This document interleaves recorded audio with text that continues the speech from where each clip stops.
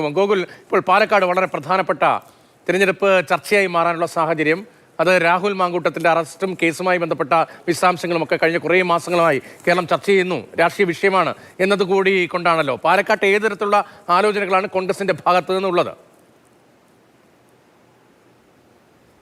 അതായത് പ്രധാനമായും പാലക്കാടുകാരനായ ഒരാൾ സ്ഥാനാർത്ഥിയായാൽ എങ്ങനെയുണ്ടാകും എന്നുള്ളൊരു ചർച്ചയുണ്ട്. അതിൽ രണ്ട് പേരുകളാണുള്ളത്. ഒന്ന് DCC പ്രസിഡന്റായ തങ്കപ്പനും അതോടൊപ്പം തന്നെ യൂത്ത് കോൺഗ്രസ് പ്രസിഡന്റായിട്ടുള്ള ജയഘോഷുമാണ് രണ്ട് പേരുകളായി നിൽക്കുന്നത്.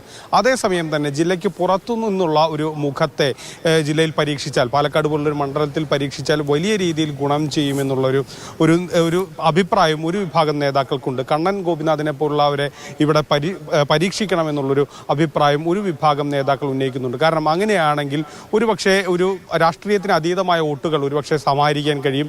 ഒരു IAS ഉദ്യോഗസ്ഥനായിരുന്ന മോദിക്കെതിരെ ശക്തമായ വിമർശനങ്ങൾ ഉന്നയിച്ച് BJPക്കെതിരെ ഡയറക്റ്റ് ഫൈറ്റ് നടക്കുന്ന ഒരു മണ്ഡലത്തിലേക്ക് എത്തുകയാണെങ്കിൽ അതെല്ലാം തന്നെ ഗുണം ചെയ്യുമെന്നുള്ളതാണ് ഒരു വിഭാഗം കോൺഗ്രസ് നേതാക്കൾ പ്രതീക്ഷിക്കുന്നത്.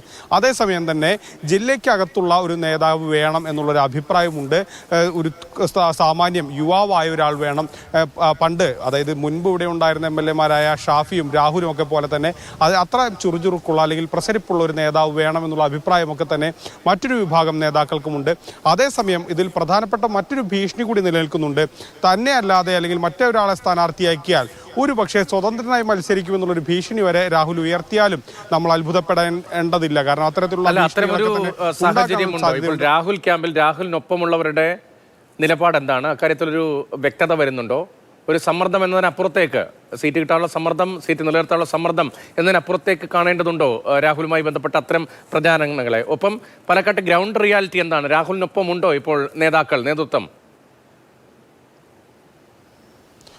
ഒരു വിഭാഗം നേതാക്കൾ ഇപ്പോഴും രാഹുലിനൊപ്പം തന്നെ ഉണ്ട് എന്ന് തന്നെ പറയേണ്ടി വരും. ഒരു വിഭാഗം A ഗ്രൂപ്പിലെ നേതാക്കൾ ഇപ്പോഴും രാഹുലിനെ പിന്തുണയ്ക്കുന്നവരാണ്.